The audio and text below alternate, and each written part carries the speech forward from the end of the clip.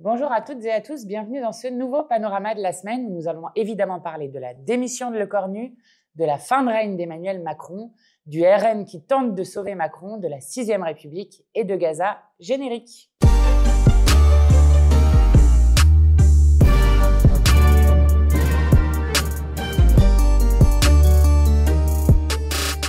Alors nous sommes en train de vivre une semaine qui est inédite, qui n'est jamais vue dans la 5e République et quel que soit notre âge, nous n'avons jamais vécu une telle situation. Je rembobine un peu ce qui s'est passé cette semaine pour que tout le monde comprenne. D'abord, je rappelle qu'au début du mois de septembre, François Bayrou s'était auto-saboté par peur du mouvement du 10 septembre et avait demandé un vote de confiance qu'il avait perdu à 2/3 des parlementaires. Et le lendemain de sa chute, qui est la plus grande chute qu'on ait vue en termes d'ampleur dans la 5e République, et la première fois qu'un gouvernement tombe sur un vote de confiance dans la 5e République, Emmanuel Macron avait nommé son plus fidèle, son premier et son dernier soutien, Sébastien Lecornu, le 9 septembre, la veille du 10 septembre, ce qui était évidemment une provocation. Alors, pendant 26 jours, Sébastien Lecornu a réfléchi à faire un gouvernement et il nous annonçait, il nous promettait la rupture. Eh bien, la rupture est arrivée dimanche soir avec la nomination d'un gouvernement qui était les 18 premiers membres de son gouvernement. Il n'a même pas réussi à le faire en entier. Et lorsqu'il a annoncé son gouvernement, nous avons vu exactement les mêmes repartir, c'est-à-dire les mêmes qui avaient d'ores et déjà été censurés dans le gouvernement de Bayrou. Donc Retailleau était là de nouveau, Elisabeth Borne était là de nouveau, etc., etc. Et il y avait le retour de Bruno Le Maire, l'homme qui est responsable du chaos économique et budgétaire dans lequel nous sommes, puisque c'est l'homme qui est responsable notamment de la part de la Macronie d'avoir créé 1000 milliards de dettes pour la France. Et que se passe-t-il à ce moment-là? Le RN annonce, bien sûr nous annonçons que nous allons censurer immédiatement et on se préparait à censurer ce gouvernement, et le RN annonce que lui aussi il va censurer ce gouvernement. Et là, Retailleau est pris de panique en se disant que s'ils sont censurés et qu'ils doivent retourner aux urnes avec une dissolution, alors que ce sont eux qui accompagnent la Macronie depuis des mois et des mois, eh bien, qu'ils ne peuvent pas tomber avec les macronistes, sinon ils seront collés à eux et qu'ils couleront avec le navire. Donc, il fait un tweet pour dire qu'il remet en cause sa participation au gouvernement et qu'il redemande à ses instances de se réunir le lundi matin. Et là, coup de tonnerre lundi matin, Sébastien Lecornu annonce sa démission acceptée par Emmanuel Macron. Donc, nous avons le gouvernement le plus court de toute l'histoire de la 5e République. J'avais dit juste avant que comme nous étions déjà sur la formation du gouvernement le plus long qu'on ait jamais vu dans cette République, avec 26 jours pour juste nommer un gouvernement, eh bien que nous le proposions d'être le gouvernement le plus éphémère aussi de cette 5e République, ce qu'il a fait puisque c'est un gouvernement qui a duré moins de 14 heures, ce qui est un désastre absolu. Donc quand nous disons que nous ne pouvons pas rester dans cette situation où des gouvernements tombent tous les 2 ou 3 mois, nous étions loin du compte puisque finalement les gouvernements tombent en 14 heures seulement. Donc, de nouveau, pour la 3e fois en 1 an, la France se retrouve sans gouvernement, avec un président de la République qui est responsable de l'impasse politique dans laquelle il a mis le pays et qui est responsable du chaos, puisque nous retrouvons dans cette crise le nœud gordien de ce qui s'est passé il y a un peu plus d'1 an maintenant, avec un président de la République qui a refusé de reconnaître le résultat des urnes, et c'est pourquoi nous nous retrouvons dans cette situation. Donc, situation de crise politique qui devient même une crise de régime avec une odeur de fin de règne dont je vais vous parler à cet instant. Nous avons donc plus de gouvernement. Le lundi après-midi, Emmanuel Macron reconvoque Sébastien Lecornu en lui disant qu'il lui donne finalement 48 heures pour faire une mission pour mener à terme les négociations en espérant ainsi trouver de nouveau un bloc gouvernemental qui pourrait gouverner. Sinon, ce sera la dissolution, a-t-il dit. Bon, parce que évidemment, Emmanuel Macron est en première ligne du peuple français puisque de plus en plus de gens demandent sa démission. Après 48 heures, c'était ce mercredi soir, Sébastien Lecornu est venu à TF1 avec là aussi, alors ça faisait vraiment fin de règne puisque Léa Salamé qui était en train de l'interviewer, elle avait une extinction de voix. Et puis, il y avait un Premier ministre qui était un Premier ministre démissionnaire qui expliquait qu'il ne pouvait rien dire ou à peu près rien dire et que de toute façon, on ne pouvait trancher aucun des sujets puisqu'il fallait attendre l'élection présidentielle de 2027 et en annonçant que dans 48 heures, il y aurait un nouveau Premier ministre nommé probablement un Premier ministre technique ou autre, mais qui continuerait de s'appuyer sur ce qu'ils appellent le socle commun, c'est-à-dire les macronistes et la droite. Donc on continue comme auparavant. Eh bien, nous avons, nous, une solution plus simple. Puisqu'il faut trancher des grands sujets, il a raison. Nous proposons d'avancer l'élection présidentielle et donc que Emmanuel Macron parte. La seule solution à l'impasse politique dans le pays, c'est que Emmanuel Macron parte et que le peuple français puisse décider de son avenir et donc trancher entre les grandes options politiques qu'il y a dans le pays. Donc ça, c'est la situation qui a été créée par Emmanuel Macron lui-même. Alors évidemment, vous voyez revenir tous ceux qui demandent de nouveau, les communistes, les écologistes et évidemment le Parti socialiste, qui demandent à Emmanuel Macron une cohabitation comme s'il ne s'était absolument rien passé depuis un an. Nous ne sommes pas d'accord avec cela et nous ne voulons pas être impliqués dans cette tentative de faire un énième arrangement ou une énième combine avec la Macronie qui mènerait à un gouvernement de grande coalition puisque, vu le nombre de députés, il faudrait se mettre d'accord avec les macronistes pour pouvoir gouverner. Ça, c'est la première chose. La deuxième chose, c'est que Olivier Faure s'est autoproclamé candidat à Matignon sans que nous n'ayons eu aucun avis à donner et tout le monde trouve ça à peu près normal. Je vous laisse imaginer si c'est nous qui avions fait la même chose. Et donc, Olivier Faure s'autoproclame à Matignon et va dire tranquillement, dans une matinale à la télé, que puisqu'il y a des domaines réservés du président de la République, dans le cas d'une cohabitation, il trouverait tout à fait normal que dans le gouvernement dont il serait à la tête, eh bien, il resterait au ministère des Affaires étrangères Jean-Noël Barrot et il resterait au ministère des Armées celui qui est le ministre des Armées démissionnaire, mais aussi le Premier ministre démissionnaire, c'est-à-dire Sébastien Lecornu. Donc, ça a été dit extrêmement clairement, théorisé par Olivier Faure, qu'il voulait faire un gouvernement avec les macronistes. Eh bien, je le dis, ce sera sans nous. Nous n'avons pas été élus pour récolter quelques miettes de la part des macronistes. Nous avons été élus sur un programme de rupture, justement pour tourner la page de la Macronie. Et je le dis dans un moment où nous sommes dans un moment grave, car nous sommes sur une accélération de l'histoire avec Bruno Retailleau qui explique tranquillement qu'il faudrait ce qu'il appelle une majorité nationale, évidemment les mots ne sont pas choisis par hasard, et qui accélère la recomposition du paysage politique en s'alliant à l'extrême droite, ce qu'on avait déjà vu dans le cadre du renouvellement du bureau de l'Assemblée nationale, où les macronistes ont tranquillement voté pour des candidatures du Rassemblement national, tandis que le Rassemblement national votait, lui, pour faire élire des macronistes à la tête de l'ensemble des commissions, faisant partir au passage Aurélie Trouvé, qui les dérangeait beaucoup à la présidence de la Commission des affaires économiques, puisqu'elle ne cessait de convoquer des grands patrons, d'utiliser des pouvoirs pour aller chercher des documents, ce qu'aucune présidence de la Commission des affaires économiques n'avait fait avant elle, bref, pour éliminer la gauche d'absolument partout.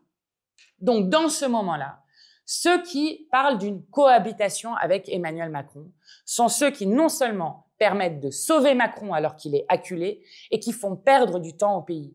Nous n'avons plus de temps à perdre. Il faut que le responsable du problème, celui qui est à l'Élysée, parte et parte tout de suite. Parce que sinon, on va se retrouver dans des alliances de briques ou de braques et nous ne participerons jamais à ces combines. Donc, on ne cesse de nous demander, est-ce que vous censuriez un gouvernement fort ? Je le dis très clairement, un gouvernement qui serait un gouvernement de grande coalition, qui poursuivrait la politique macroniste, même si un peu modifiée ou je ne sais quoi, et avec des ministres macronistes serait censuré immédiatement par la France insoumise. Ça, c'est le premier point et nous ne participerons pas à toute cette comédie qui vise encore une fois à faire gagner du temps à la Macronie. Je le dis parce que c'est intéressant aussi, les macronistes qui étaient persuadés que la réforme des retraites qui était passée en force contre l'ensemble du peuple français, l'ensemble des syndicats et même contre l'Assemblée nationale par 49.3, la réforme Borne, eh bien, ils pensaient que les gens, c'était comme les vies des gens, c'était comme des pages qu'on pouvait tourner et que tout le monde avait oublié la réforme des retraites. Bon, pas de chance, la colère et le dégoût de leur politique qui s'étaient donné rendez-vous dans le mouvement que nous avons appelé le mouvement septembriste, le 10 septembre, le 18 septembre, mais aussi le 2 octobre, qui a réuni plus de 2 millions de personnes qui se sont mobilisées et qui ont fait grève.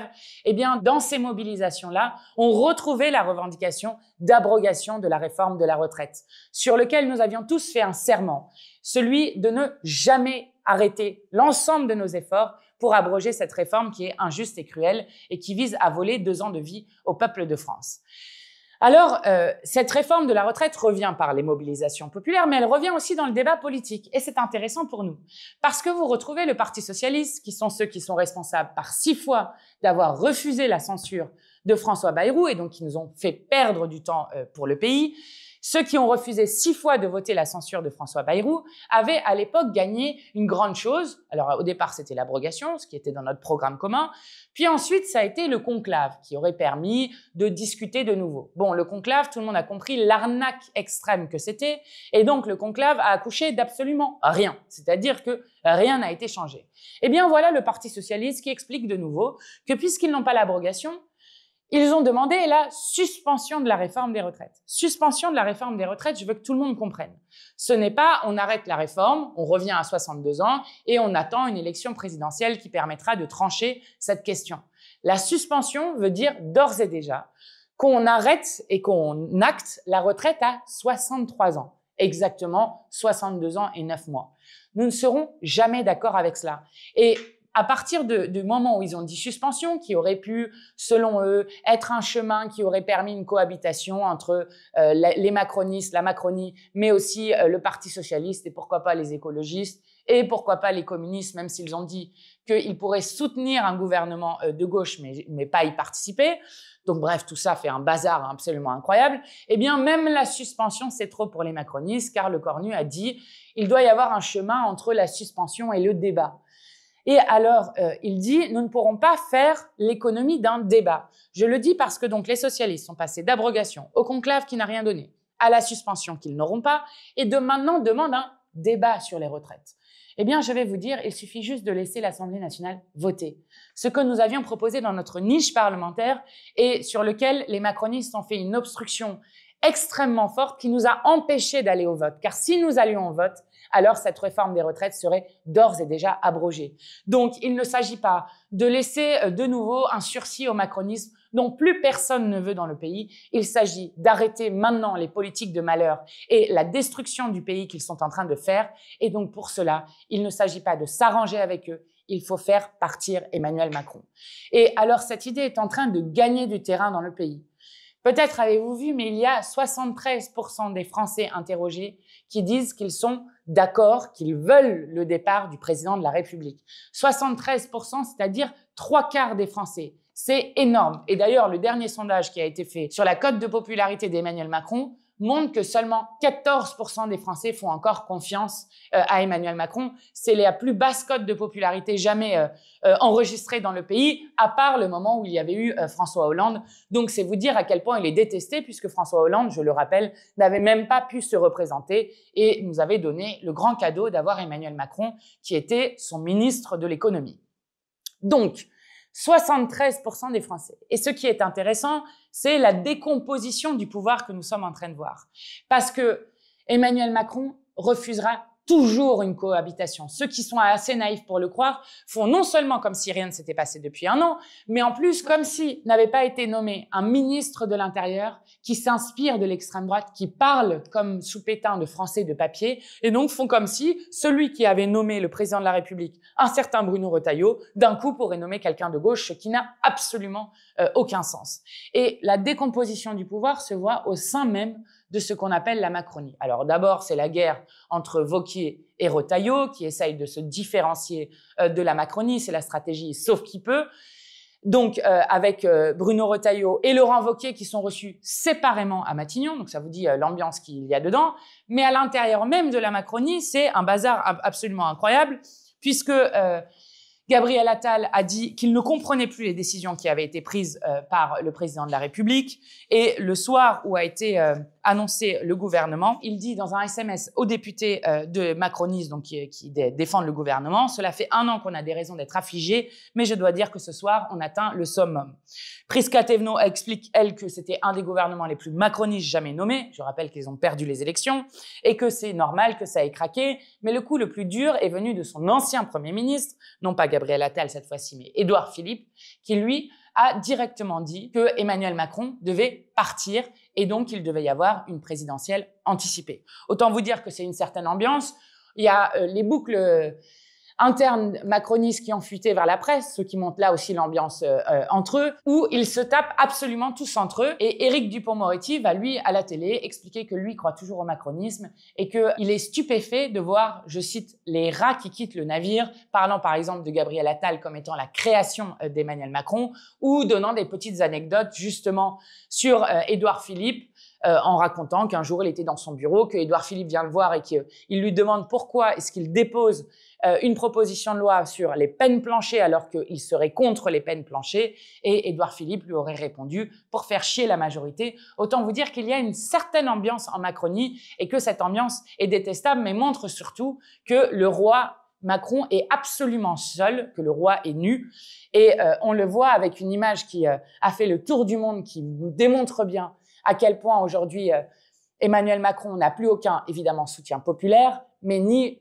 aucun soutien politique non plus, où on le voit en train de se promener le long de la Seine, absolument seul, avec des gardes du corps juste autour, qui montrent bien l'image de solitude du président de la République.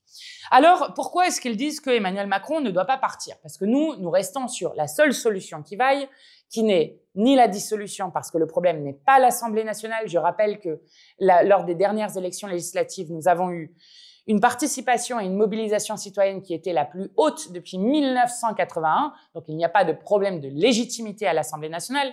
Il y a un problème avec des macronistes qui utilisent tous les articles de la Constitution pour justement museler le Parlement et l'empêcher de voter sur les budgets, sur la réforme des retraites, et j'en passe, sur tous les 49.3 qu'ils ont utilisés, les votes bloqués et tout ce qu'ils ont utilisé. Donc, le problème n'est pas l'Assemblée, le problème n'est pas nos concitoyens, comme ils aiment le dire, qui mangeraient l'argent public. Le problème, c'est Emmanuel Macron et un homme seul qui essaye d'imposer une politique coûte que coûte contre tout un peuple, alors que ce peuple a exprimé par 3 fois dans les urnes qu'il ne voulait plus de cette politique. Alors, le Cornu dit Emmanuel Macron ne doit pas partir car il faut de la stabilité, et Emmanuel Macron, c'est le visage de la France à l'étranger. Alors, je vous assure que le visage de la France à l'étranger a pris un sacré coup avec ce qui s'est passé encore cette semaine. Je vous donne certains des titres ou des articles de journaux qu'on trouve dans les pays un peu partout dans le monde. Le Süddeutsche Zeitung, c'est en Allemagne, dit « Mais le Cornu peut-il réussir en 2 jours ce qu'il a échoué à accomplir en près de 4 semaines ?» Une preuve que personne ne croit qu'il y arrivera. En Belgique, Le Soir dit « C'est une mauvaise série à suspense qui semble s'étirer sans fin ». En Grande-Bretagne, The Independent titre « La farce en France ». Sans être méchant, le bref mandat de Le Cornu fait passer celui de Liz Truss pour un modèle de longévité. Je rappelle que le mandat de Liz Truss avait duré 1 mois et demi et était le mandat le plus court qu'ils avaient jamais eu en Grande-Bretagne. Nous l'avons surpassé puisque nous sommes à 14 heures, comme je vous le disais. Le New York Times titre aux États-Unis « Le gouvernement français est encore tombé et maintenant, un assortiment d'options imparfaites, déplaisantes même ».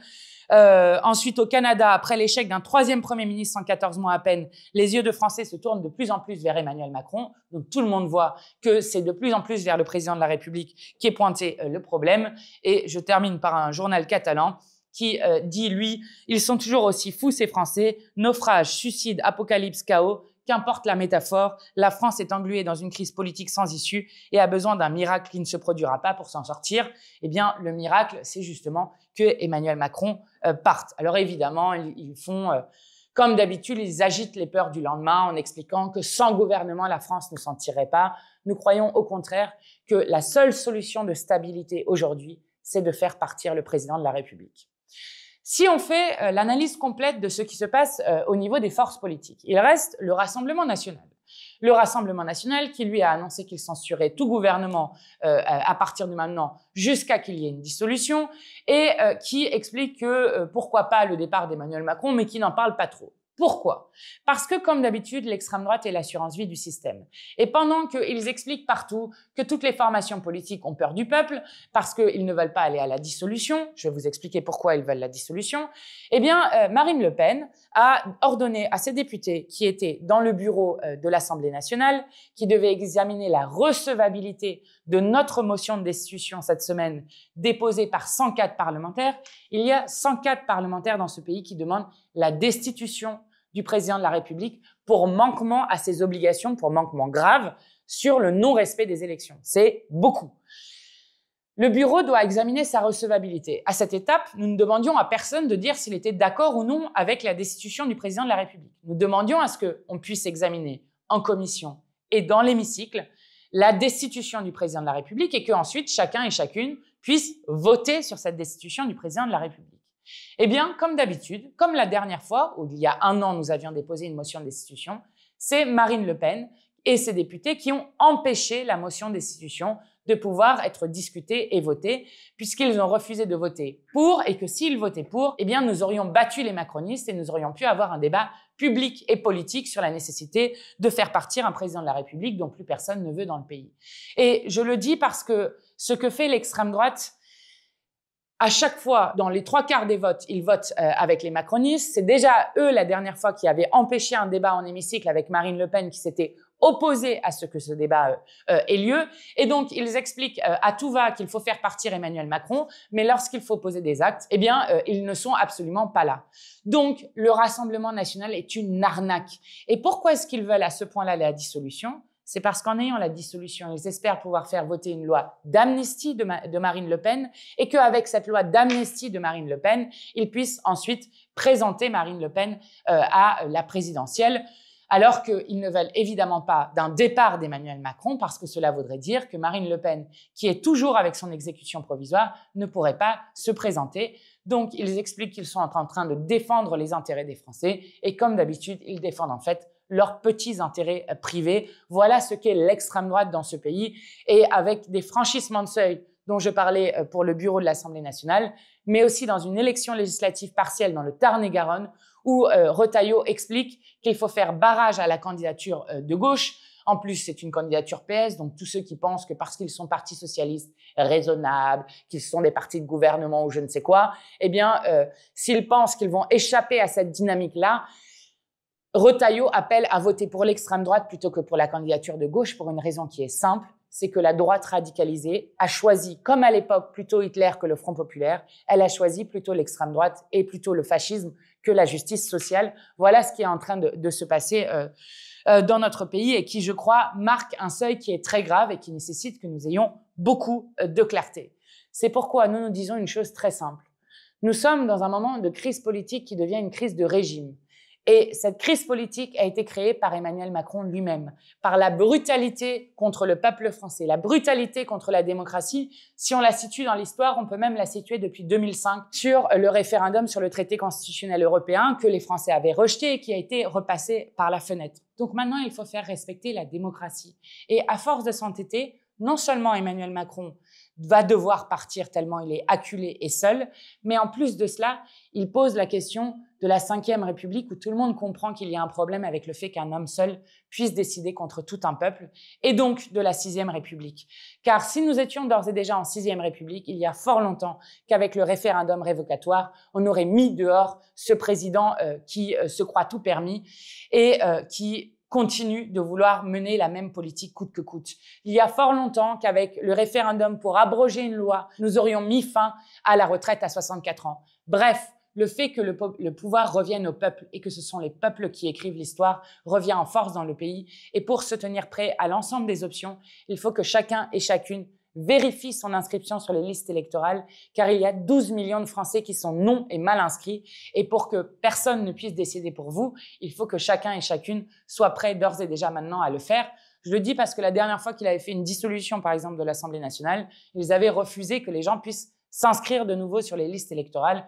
Et évidemment, ils ne veulent pas que les gens dégoûtés de leur politique puissent revenir aux urnes pour pouvoir les sanctionner, car c'est le seul jour où votre voix vaut autant que celle de Bernard Arnault.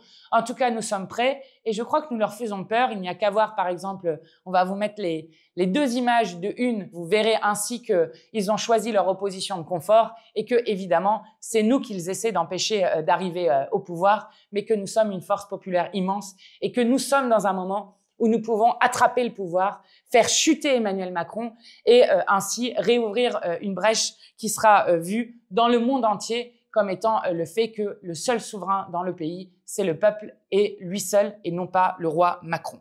Donc, nous devons évidemment nous tenir prêts. Et je le dis d'autant plus que lorsque je disais que ceux qui donnent un sursis au macronisme font perdre du temps au pays, évidemment, il y a les grandes urgences du pays, les urgences sociales, les urgences écologiques, alors qu'encore une énième limite planétaire a été dépassée avec l'acidification des océans. Il y a évidemment les enjeux internationaux aussi et l'absence totale de la France dans ce qui se passe au Proche-Orient et dans le génocide contre le peuple palestinien. Je veux le dire parce qu'au moment où je tourne cette vidéo, on apprend qu'il y aurait un plan de paix qui aurait été approuvé, qui permettrait la libération de 20 otages et de 2000 prisonniers palestiniens, sur lequel nous restons à la fois très prudents, car nous savons que la dernière fois, c'est Netanyahou qui a violé le cessez-le-feu qui avait été décidé et qu'il y a encore des bombardements sur Gaza, et avec un mélange d'espoir, évidemment, que cette horreur s'arrête pour qu'enfin le peuple palestinien puisse retrouver la paix et la dignité, avec une inquiétude très forte car nous n'avons aucune confiance entre Trump et Netanyahou qui ne veulent pas donner la pleine souveraineté au peuple palestinien, alors que, je le rappelle, dans le droit international, le droit à l'autodétermination signifie que l'avenir des Palestiniens appartient aux Palestiniens et à eux seuls et à personne d'autre, certainement pas à Tony Blair ou je ne sais quel mandat qui voudrait reproduire une colonisation. Mais là, il y a immensément du soulagement à Gaza si ce cessez-le-feu voit le jour. Et donc, nous voulons évidemment partager leur espoir qu'enfin le génocide puisse s'arrêter et qu'enfin ils puissent décider eux-mêmes pour leur avenir. Je le dis à un moment où la plus grande flottille jamais organisée au niveau international a enfin été libérée avec 4 parlementaires français, Rima Hassan, Emma Fourreau, François Piquemal et Marie Mesmer, qui après 5 jours de prison et de grève de la faim ont enfin été libérés et ont été accueillis en nombre place de la République mercredi soir pour célébrer à la fois leur retour et leur courage pour tenter de briser le blocus illégal de Gaza. Et ce, alors que une flottille est toujours arrêtée, toujours dans les geôles israéliennes, celle qui suivait juste après, les 1000 Madeleines, et dans lequel se trouvent Farida Amrani et Alma Dufour, ainsi qu'une députée écologiste, Melissa Camara, qui elles aussi ont été kidnappées illégalement et détenues dans les geôles israéliennes et dont nous exigeons la libération. Et je le dis, Netanyahou est de plus en plus isolé. Nous devons plus que jamais continuer la mobilisation pour faire en sorte que ce génocide s'arrête, d'autant plus au moment où l'humanité révèle que Israël a reçu 31 milliards d'aide militaire en 2 ans par les États-Unis et que donc tous ceux qui, par leur complicité, la France y compris, continuent de livrer des armes, n'ont toujours prononcé aucune sanction contre Netanyahou, seront dans l'histoire complices de ce génocide. Mais il faut pour l'instant que cela s'arrête et que les Palestiniens puissent arrêter de vivre sous les bombes et sous la famine. Je termine juste par vous faire une petite recommandation d'un petit documentaire qui a été fait par Street Press. Ça dure 13 minutes, donc c'est très court, mais regardez-le. C'est sur le parcours d'Hilaria Salis. Donc Hilaria Salis est une professeure italienne qui s'est rendue en 2023 au moment où il y avait une marche de néo-nazis organisée en Hongrie à Budapest, et elle participait, elle, à une manifestation antifasciste contre ce rassemblement de néo-nazis. En 2023, elle est arrêtée, elle est accusée avec des preuves fausses d'avoir participé à l'agression de 2 néo-nazis qui ont été guéris en quelques jours, qui n'ont même pas porté plainte. Donc c'est un procès politique qui lui a été fait. On lui reproche une agression à un moment où elle n'était même pas en Hongrie. On lui a mis des choses dans son sac pour faire croire que c'était elle qui avait participé à une agression. Et donc elle s'est retrouvée 15 mois en prison dans des conditions absolument indignes, dans des procès dans lesquels elle ne comprenait même pas la langue, mais surtout on l'a fait venir au procès avec des menottes aux poignets, des menottes aux pieds, mais aussi une laisse. Donc on l'a emmenée en laisse dans ce procès qui était évidemment un procès politique de Orban, qui est le fasciste qui gouverne aujourd'hui la Hongrie, et elle a pu sortir de prison uniquement parce qu'elle s'est fait élire députée européenne en Italie et que donc, du fait de son immunité parlementaire, ils ne pouvaient pas la garder en prison. Or, cette semaine, le 7 octobre, ils ont demandé à lever l'immunité d'Hilaria Salis et à une voix près, cette levée d'immunité a été refusée par le Parlement européen. Petit fun fact, il se trouve que Jordan Bardella de l'extrême droite française, comme d'habitude, ne siégeait pas et donc n'y était pas, qui était peut-être la voix qui aurait fait basculer le vote. Mais en tout cas, c'est une excellente nouvelle que son immunité ne soit pas levée. Et je le dis d'autant plus dans un moment où, quelques jours après Trump, Orban a décidé de classer l'idéologie antifasciste comme une idéologie terroristes et donc comme des groupes terroristes, comme l'a fait Trump aux États-Unis. Et nous voyons dans la fascisation de ce qui se passe dans le monde, avec des prémices aussi de ce que nous voyons en France sur le rapprochement entre la droite radicalisée et l'extrême droite, les atteintes qui sont faites aux droits des personnes, à l'état de droit, et surtout l'inversion qu'ils tentent de faire entre le fait que les antifascistes deviendraient des fascistes, que les antiracistes deviendraient des racistes. C'est exactement cette histoire-là. Allez regarder ce documentaire parce que c'est évidemment une histoire qui est à suivre puisque le procès a été interrompu mais qu'il devra continuer à un moment. Et d'autant plus que Viktor Orban continue de poursuivre nombre d'antifascistes en Europe et que nous, évidemment, nous leur apportons tout notre soutien. En tout cas, le combat continue. Peut-être que la semaine prochaine, quand on fera une vidéo, Macron sera déjà parti. En tout cas, on va mettre toute notre énergie. Nous pouvons faire chuter le roi Macron. C'est le moment d'y mettre toute notre énergie. Excellente semaine à vous.